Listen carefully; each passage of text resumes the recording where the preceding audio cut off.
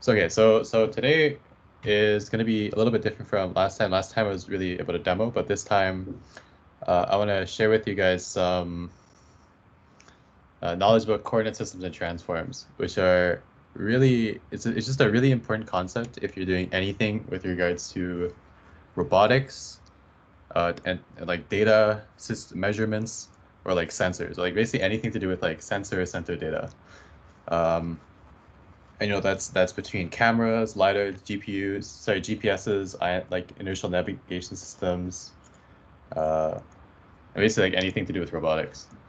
So, and then also one thing I want to note is that a lot of the material from this tech talk is from ECE 495, Autonomous Vehicles, which is a course taught by Professor Krzysztof Czarnecki, who is the professor leading the WISE lab, which is a group that also is building, autonomous vehicle, the Autonomous on campus.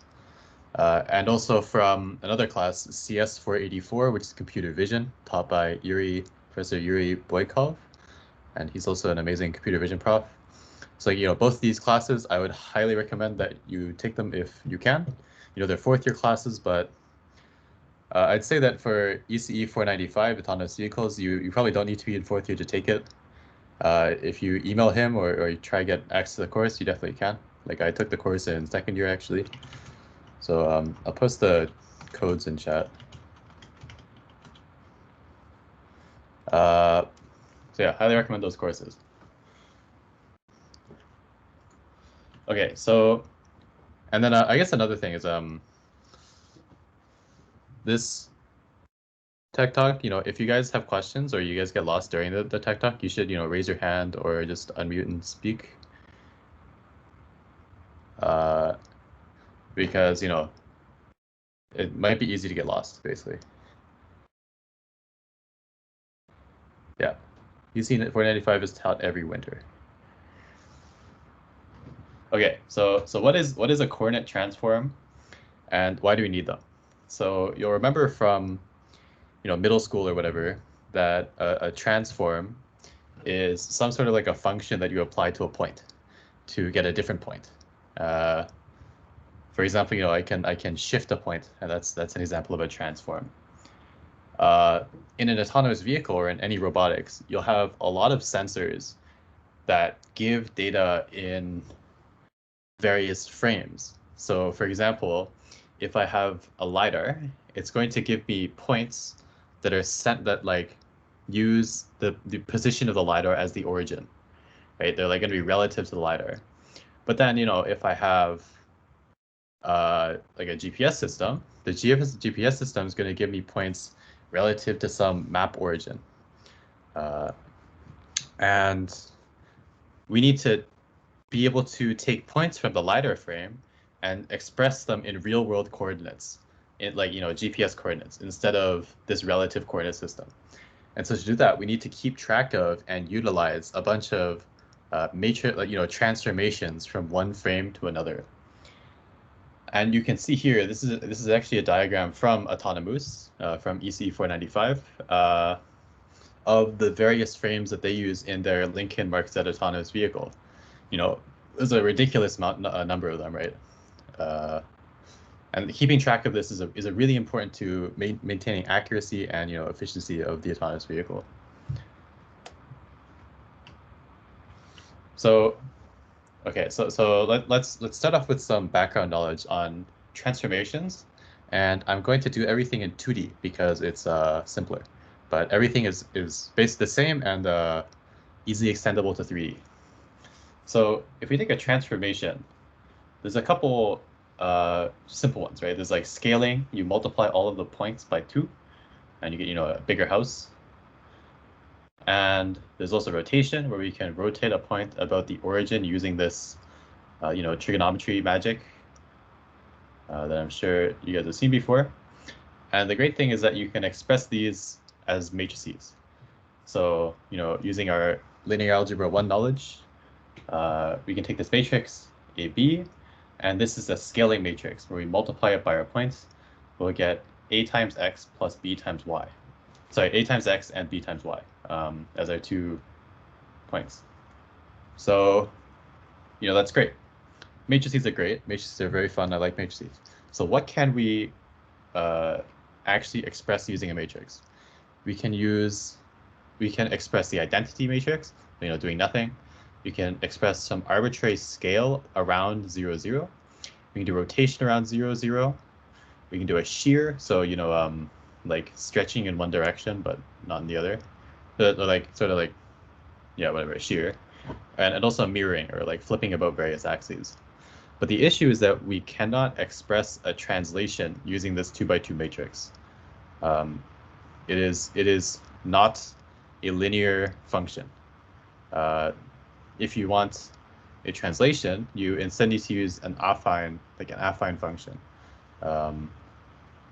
which we can't express directly using matrices like we have shown here. So how do we? So that's not great. I like translations. How do we represent a translation using matrix multiplication? So what we do is we change our coordinates from being a 2D coordinate to a 2D coordinate plus a 1 on the bottom. So it's x, y, 1 instead of just being x, y. And then once we do this, our matrix that we multiply the point by is now 3 by 3. And this means that we get an additional sort of we can now add these transformation vectors, so that when we multiply we can now express translations in 2D using this homogeneous form coordinate. So you can see the obvious math here. The first coordinate will be x plus t. Second one will be y plus t, and the third one will just be 1 because right. So that's great. Now we can represent translations. So this is kind of confusing though, right? Because we have now 3 numbers in our 2D vector. What does the third number actually mean? So the third number is sort of like a scale, or you can think about it that way. So when you have x, y, w, where w is normally 1, it's actually a point at location x over w and y over w. And so what this implies is that using this homogeneous form, we can now represent points at infinity, which is pretty useful for some computer vision things. So x, y, 0, as the third coordinate changes, or the scale changes, you'll go up to infinity or close to 0. So pretty cool. So things that we can do in the homogeneous form now, we can do all the same things that we did in for the regular coordinates. We can translate, scale, rotate, and shear, but we can also translate.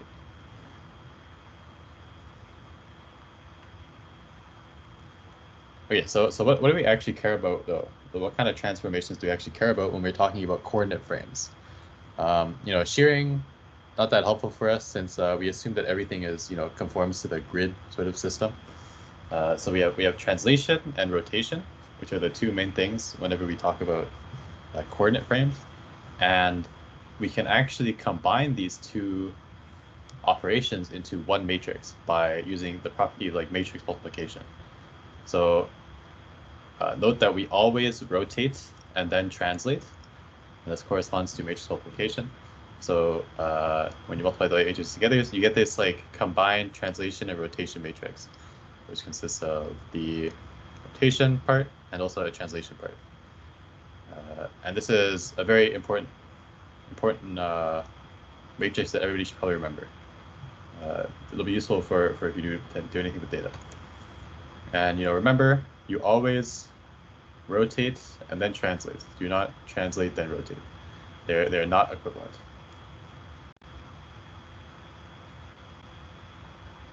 Some cool things about rotation matrices. The inverse of a rotation matrix is the transform of a rotation matrix, which is the same as rotating by a negative the same angle. It's pretty great. And there's also some other cool stuff. But this is really the important one. Right? If you want to do an inverse rotation, you just you basically negate the sign here, right? So there's negative sign, negative sign. That's because, you know, cosine is a even function and sine is an odd function.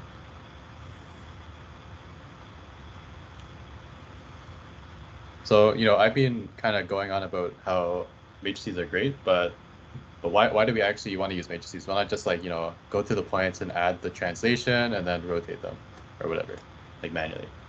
The great thing about matrices is that you can actually transform multiple points at once. So if you imagine like a point cloud, this point cloud is going to have millions and millions of points.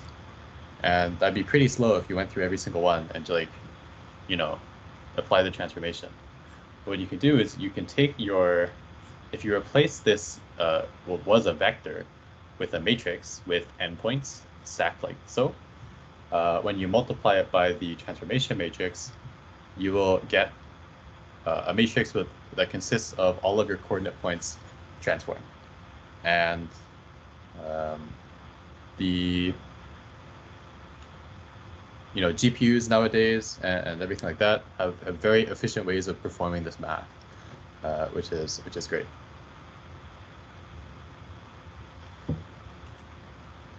And I guess another aside, there's some cool stuff where you can actually use matrices as well to project from 3D into 2D. So I won't talk about this, but know that you can do this. So by using, instead of a square matrix, so 3 by 3 matrix will go from R3, it's like 3 dimensions to 3 dimensions. You could use a 3 by 4 matrix to go from 4 dimensions to 3 dimensions. And I won't talk about this, but it's good to look up if you need it. And then there is also some. There's also 2 ways that you can view every single transformation. If I have a transformation, so in this example, I'm translating the robot up and to the right. This is equivalent if I translate the entire frame down and to the left by the same amount.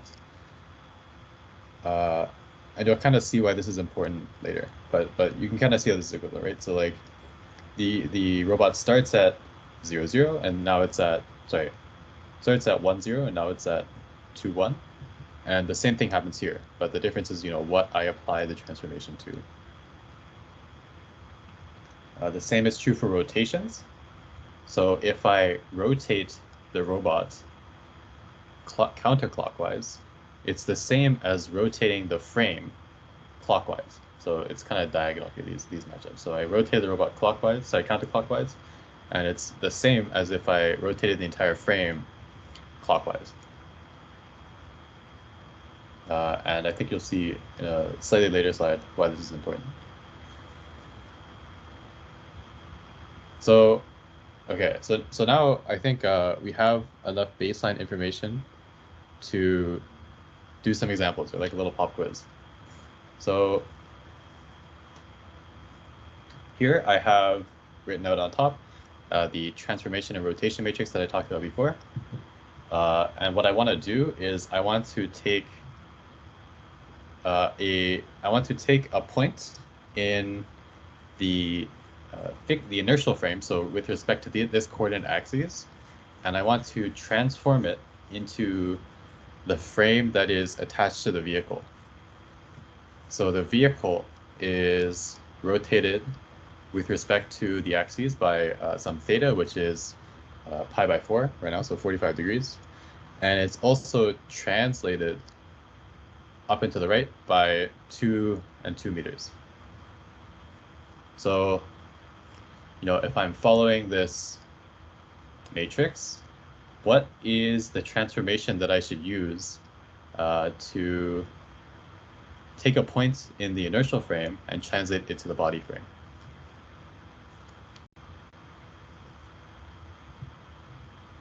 And I'll give you guys a second to think about this.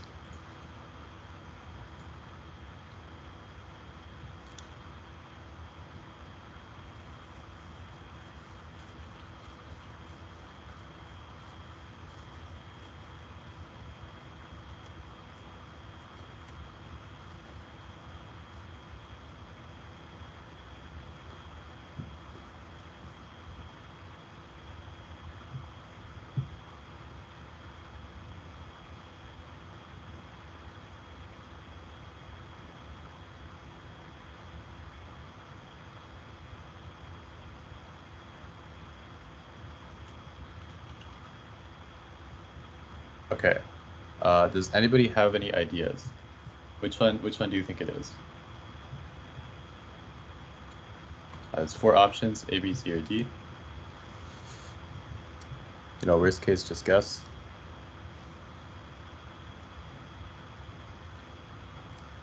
Okay. C. Okay, so 2 answers, the C and A. Okay. Actually, don't remember the okay. So I guess Steven, why do you think it's C?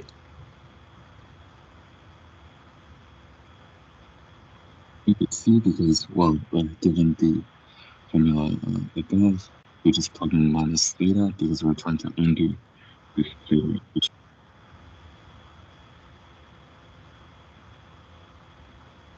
Sorry, I think your mic kind of cut out a bit. I don't know if that was me. Do you mind saying that again? Sorry. So I was saying, following the formula given above, you know, we applied the rotation first and then translation. We plug in minus theta as well as the t and y given here.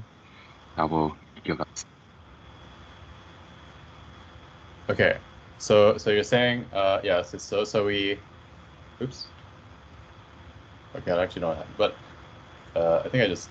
Okay, I just showed the answer by accident, but so you plug in the theta, which is pi by 4. So in this case, you actually want to rotate by negative pi by 4, and then we add the translation. Okay, so that's one answer. So Wanda, why do you think it's A? I just thought that counterclockwise is a positive theta. Okay, that's a good point. Unfortunately, you're both wrong, or all 3 of you were wrong, Stephen, Wanda, and Jeffrey. So I'll start with the orientation. Okay, so I'll start with why orientation should be negative. So okay, so actually the actual answer is D. Just to let you know. So remember, I want to take, for the orientation, I want to take a point in the inertial frame and translate it so that, wait, and translate it so that, what am I even talking about? Translate it to the body frame, yeah. So if I have this point P, which is in the inertial frame, so it's at 2 plus root 2 and 2, or sorry, 2 and 2 plus root 2, to get it into the body frame, what we need to do is we need to rotate the points. so we need to rotate the coordinate axes so that the this body frame rotation lines up with our overall rotation, and as a rotation of the frames, that is actually a negative rotation, because rotations are positive counterclockwise, so we need to actually rotate this axis clockwise so that it fits with the frame. Oh wait, we're the smaller frame? So if you remember, with this slide, right, a counterclockwise rotation of an object is equivalent to the clockwise rotation of the frame. And what we're doing is we're rotating the frame to try and match the object. So yeah, you actually have to do the negative rotation, which is kind of counterintuitive. Wait, I'm a bit confused. Are we rotating the small frame, or we're rotating the frame, not the car, right? Yeah, you're rotating the frame. So we want to get a point in, so this point P in the large frame, and then get it to be in the small frame. So if we take this point P, we need to rotate it so that it's like at the correct angle with respect to the car. Or so like we want to rotate this frame so that it becomes this smaller frame. And that's equivalent to the negative rotation. But if you're rotating to match the smaller frame, wouldn't that be a counterclockwise rotation? Maybe I'll explain this properly. But so One second, imagine holding your finger down at the origin and then rotating the car kind of in the clockwise direction. And of course, when you apply it in the clockwise direction, the change in theta is by convention negative. Wait, no, but I thought we were rotating the bigger frame, not the car. Okay, sorry, I just messed my thing up. Okay, so what we want to do is so right now this big axis is our reference, right? This is our origin. But we want this to be our origin. So turning this into our origin is equivalent to making these axes line up with these bigger axes. And then this big axis will go like somewhere else, right? It'll be like down here. So to make this axis be our our current axis, our frame of reference, we need to rotate this axis down so that, you know, the axis is down here. And that's a clockwise rotation. And then we need to translate it to the origin. Yeah.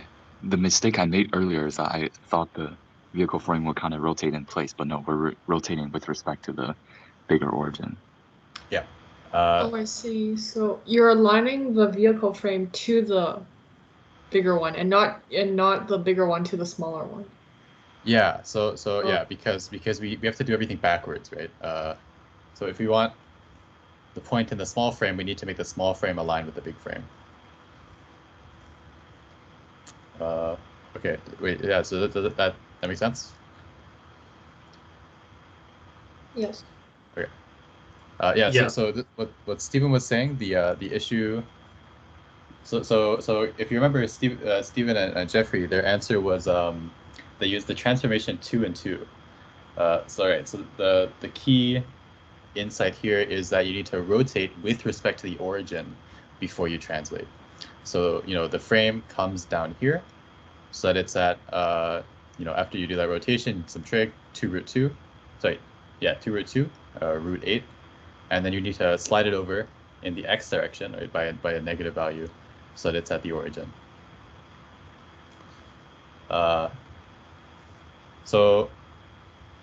One trick, you know, so this translates, so the rotation, you just kind of need to remember that. It's like, you know, translate the frame. But the, so the rotation is always negative of sort of what you expect it to be. And then for the translation, what you're doing is you're expressing the origin of the source frame with respect to the target frame.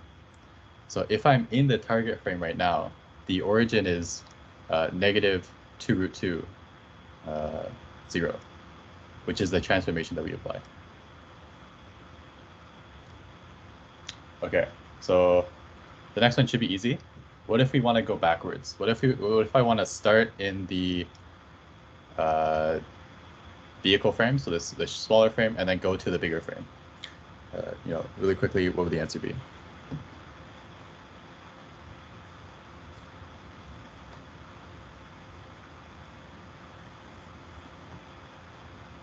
No. Sorry? Oh, maybe type it out. I think your mic is exploding. I still don't quite get why it's 2 root 2. Because you say we rotate and then translate, right? Yeah. So we rotate with respect to the origin. So if we rotate this point down, unfortunately I can't draw here, but if we rotate this point, if we rotate everything here with respect to the origin, it'll lie down here, right? I see. And then that distance is going to be this distance, right? It'll be like the radius of a circle. And this distance is, you know, 2 times root 2 because it's a 45, 45, 90 triangle. Okay. Geometry. Okay. Okay, so for this question, A, yes, so it is A, Stephen, because we do the opposite of the rotation. So remember, we start in this little frame and we want to make it line up with the, so we want to make this big frame line up with the little frame. So you rotate counterclockwise by 2, and then we this is a bit more confusing because it like kind of swings with respect to this origin. And then you go, you know, the translation is the position of the source frame with respect to the child of the destination frame. So it'd be 2, 2. Okay. Yeah, this is stuff is kind of confusing, but this is why, you know, we're doing this. So, you know, there I mentioned a couple of concepts. I mentioned there's an inertial frame and a body frame, or like or I think I called it a fixed frame or something like that. There's also other frames like sensor frames. And so the inertial frame is the sort of like, you know, GPS coordinates, where they're fixed to some location on the Earth. For example, you know, you might be familiar with latitude and longitude is a fixed coordinate system. There's also UTM, which I don't remember what it stands for, but it's expressed in, okay, expressed in meters. Okay, wait, so Jeffrey, yeah, what are you confused about?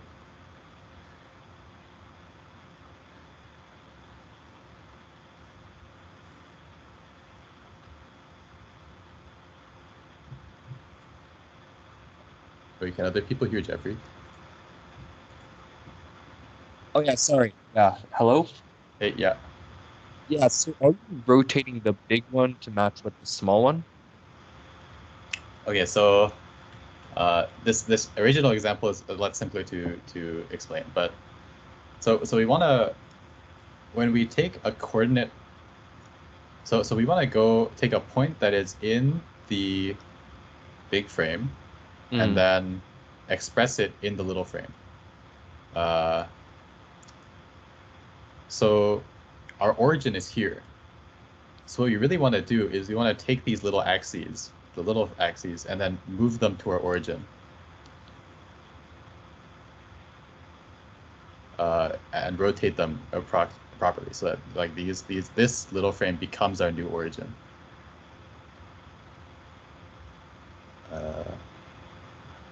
So you sort of have to like do the reverse then. Like if you want to like take a point from the big frame to the little frame, you have to sort of move the little frame to the big frame, kind of. Yeah, yeah. Okay. Yeah, you kind of do the reverse. And this is this concept that I mentioned earlier about you know, rotation you have to is equivalent to doing the opposite of the frame. Yep. Okay, sorry. So a couple frames. Inertial frame, body frame. So the body frame is attached to a vehicle. For example, you know, we have this car here, and an origin at this point will be a body frame because it's attached to a moving object. There are also some sensor frames which are attached to the sensor, and these will typically have really weird coordinate axes, like you can see here. That doesn't look standard. And I'll explain a bit later about, you know, why we do this. So there are really nice, easy to understand conventions by Ross on what the names of these frames should be and how the axes should be aligned. And these are in REP 103 and 105. And I recommend that if you ever get confused about coordinate frames, to read about this. I'll give like a brief summary, I guess, of what's going on. But okay, so these are coordinate frames. First thing that's really important, always use a right-handed coordinate system. So if you remember from like high school physics, we have the right-hand rule for cross products. There's also right-hand rules for coordinate frames, and this defines what your axes look like. So in a right-handed system, your x, y, and z will be one of your axes. So you know these are your three axes, and then the direction that your fingers curl will be the direction of increasing angle. So in this case, your fingers curl counterclockwise. Fingers curl counterclockwise, so angles will increase counterclockwise. And that's really important just to make sure everything's consistent. Always use a right-handed coordinate system. Okay, so talking a bit about the inertial frame. So when we use inertial frames, we use the east-north-up convention. So what this means is that if you have an increasing x value, it's going east, an increasing y value is north, and an increasing z value is altitude, where 0 degrees is east.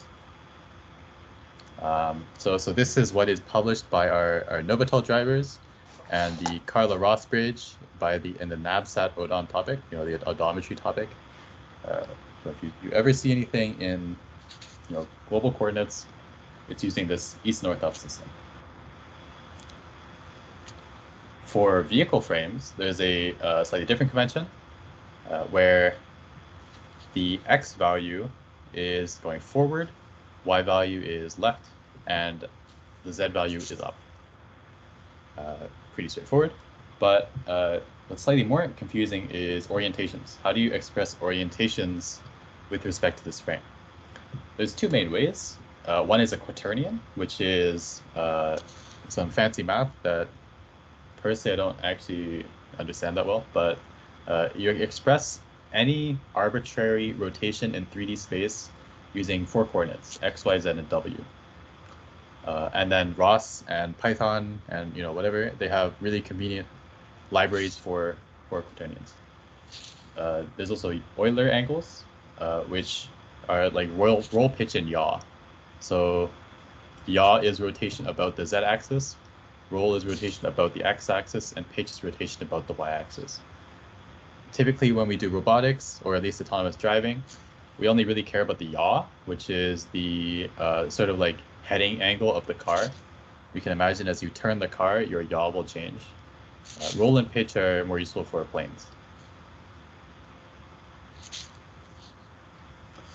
A bit of a side note, I also mentioned camera optical frames. So this is useful if you're doing anything to do with projections from 2D to 3D. So the camera optical frame is centered on the camera lens, and then, on the camera sensor, I guess.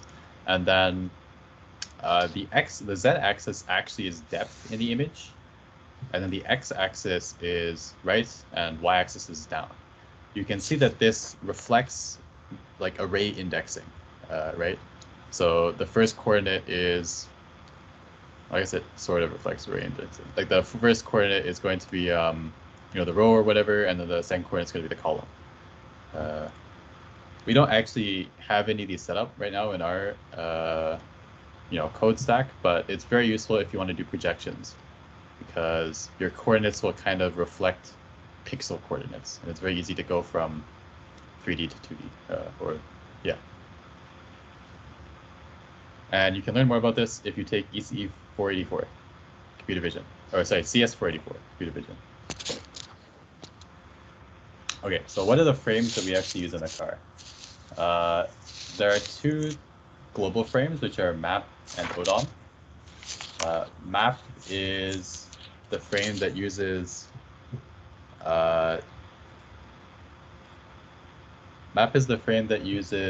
UTM coordinates, like I mentioned before. These are in meters, and we use the same inertial frame convention that I talked about earlier. There's also ODOM, which is centered around the vehicle startup position. So instead of being some arbitrary position, it's actually like where we started the Novatel. It'll zero that position, and that's just to get less floating point error, so that our numbers are smaller, basically. That's also an inertial frame. We then have a bunch of links. If you have something that is underscore link, that means that it's a body frame, so it's attached to the car. There's IMU link, which is the IMU, base link, which is the center of mass of the vehicle, which is the typical frame that you will use. There's also VLP3 link for the LiDAR, and then the camera links.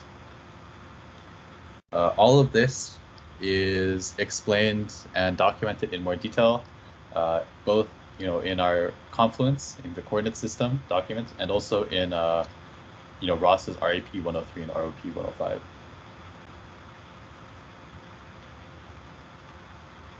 So how do we actually store and compute frame transforms? You'll remember, that really complicated photo with a billion different coordinate frames. How do we, keep track of where they are? We use the Tf and Tf2 package for this. So what the Tf2 package does is it stores these frame-to-frame transforms in a tree. So, for example, in this tree, which is not our tree, but it stores a transform from the world to the map, for example, and someone's publishing it. So what you can do actually is you can combine these transforms, and the package will do it for you. So, to get one transform from, say, the world to the base link by multiplying together the transform from the world to the map and the transform from the world map to the base link. And that's what makes this so powerful. Instead of having to compute, n choose 2 transform matrix, you only need to do store this tree, where every branch is a transform matrix.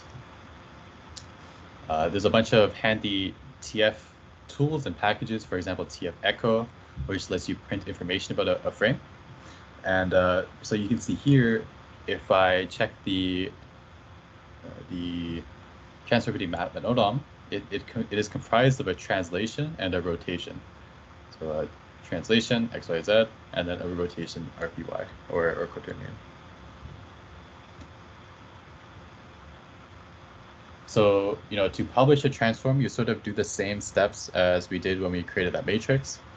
So first of all, you need to define what your source and destination frames are, and then you get your transformation and your rotation, which is normally a quaternion. So remember, you apply a rotation before your transformation. The transformation is the position of the source frame in the destination frame, and the rotation is the sort of like the negative of what you think it was. And again, there's a right-handed coordinate system, so counterclockwise is positive.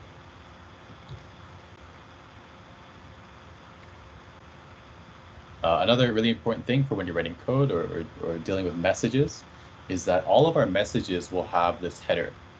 So this is the obstacle message that denotes a 3D bounding box and some classification that we use in our stack. And this header is the standard messages header. And what this has is a number, a timestamp, which you should also always populate if possible, of when the message originated or when the data originated, and then a frame ID of what frame this data is with respect to. So in this case, this obstacle is a 3D bounding box. If these coordinates are with respect to the ODOM frame, I would put ODOM in the frame ID. And this is just really important to make sure that we know what our coordinates are. It also, reduces hard coding. So very good. Last things, there are some weird things with simulation. So within Carla, for some reason they use a left-handed coordinate system, opposite of conventional standards, because Unreal Engine also does that. So that means that on the left here we have a right-handed coordinate system, the same pictures I grouped before, but in a left-handed coordinate system, the y-axis will be on the other side, and all of your angles will be reversed, basically.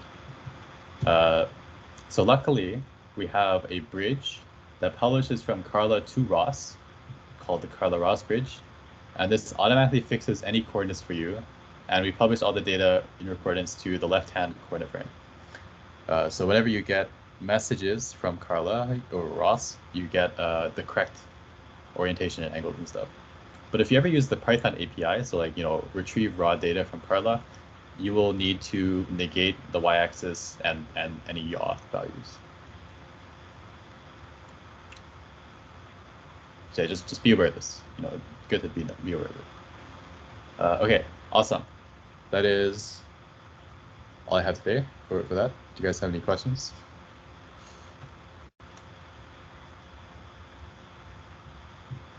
I still have a question about that second quiz thing. Yep. I'll go back to that. I still don't get why the translation is 2 instead of 2√2. Okay. Sorry. So going backwards. Yeah, the second one. So if you remember, I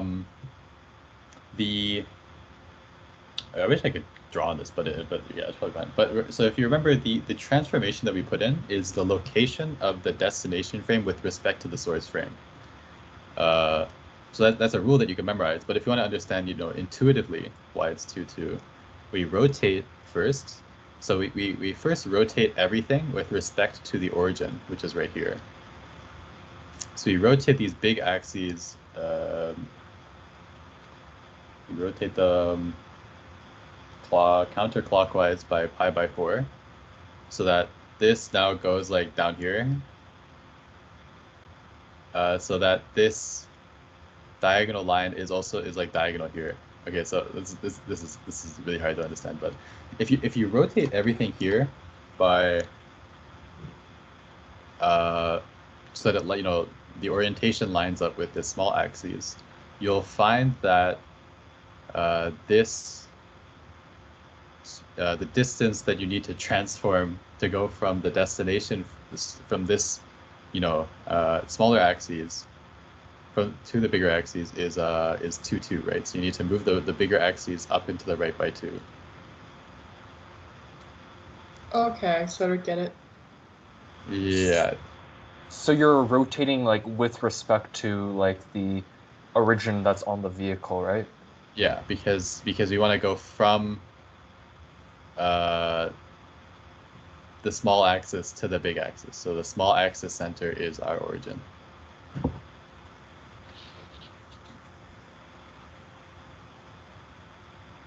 Huh.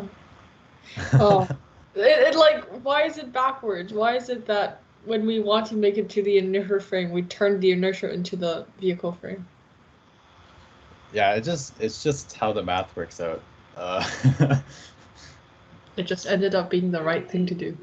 Yeah, I don't know. It's like, you know, it's how the math works out. You know, you can see an example here of doing the calculation, right? So if you have a point from, this is the translation from the big frame to the inertial frame to the body frame, and it works out. One that if you want a more intuitive explanation, you can pretend that a sensor from the car tells you there's an object at, say, -1, 1. Now, how would you express the location of that object in the world, right? You can think that this method will really help you organize the rotation and the translation required to, you know, transform your frame of reference.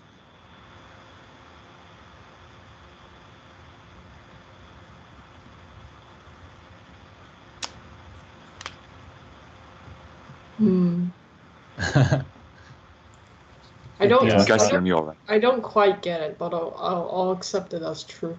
Yeah, I think once you start, like, you know, trying it out, when you need to use it, you'll get it pretty fast, I think. It's the more examples are probably required.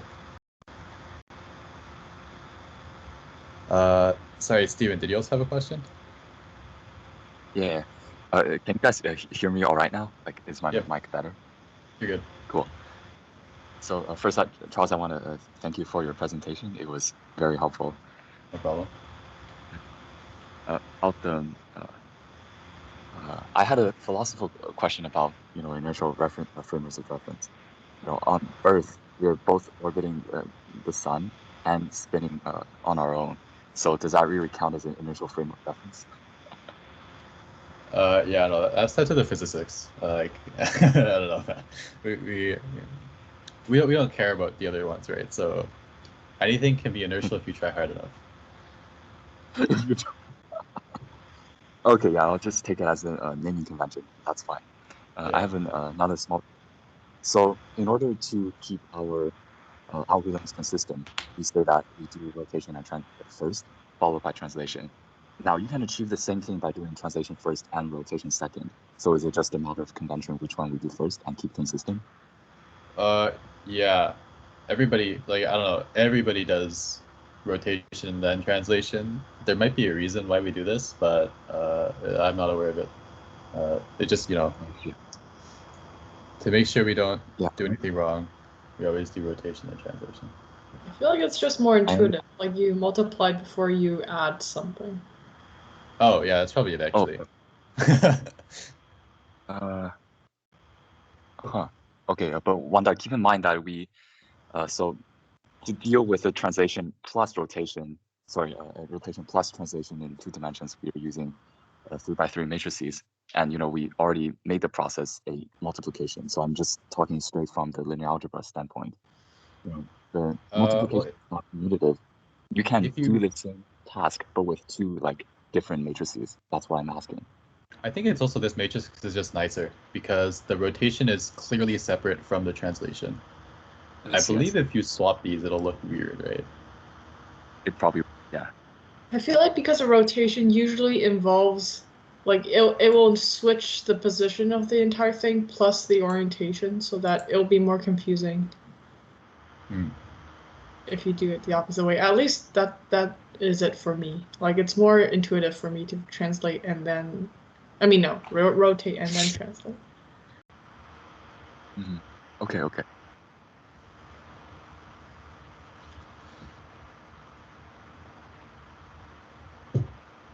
Cool. Any other questions?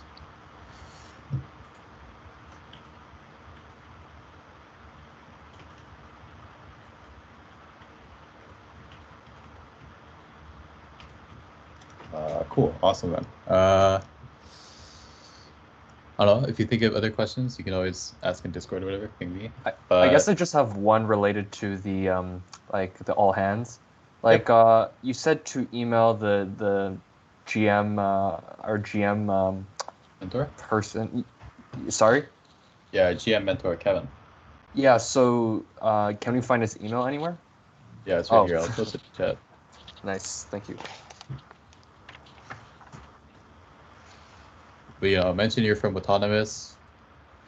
Attach your resume. Be nice. He's a pretty cool guy. Big fan.